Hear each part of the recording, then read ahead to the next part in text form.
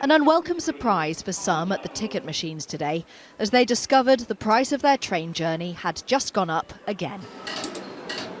But although the rise is in line with inflation and the lowest in 4 years, consumer groups say fares are rising faster than wages, and it's time to stop penalising passengers.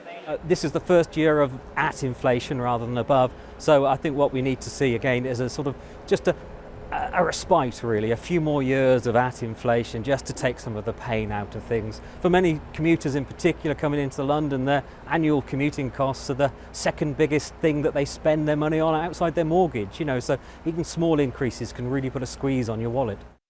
It's back to work or back home from the Christmas break for many travellers here at Manchester Piccadilly Station today. For commuters here in the north, a season ticket from Morpeth to Newcastle will now cost £1,040. That's a rise of 3.2%. People travelling from Milton Keynes to London will see the biggest increase. A season ticket will now cost £4,772, up 3.29% from last year.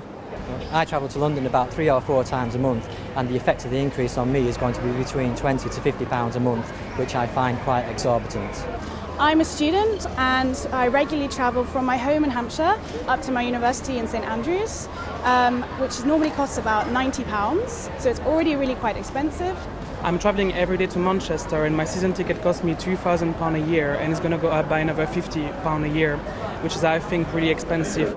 In fact, train companies retain just 3 pence per pound from each ticket, with the biggest chunk going on maintaining track and trains and investment in the rail network, which the government insists is ultimately for the passengers' benefit.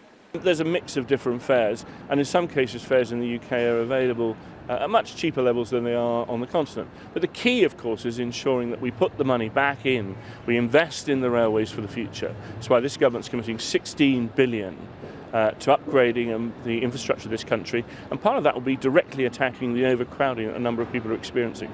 How much extra you'll pay depends on the company you travel with.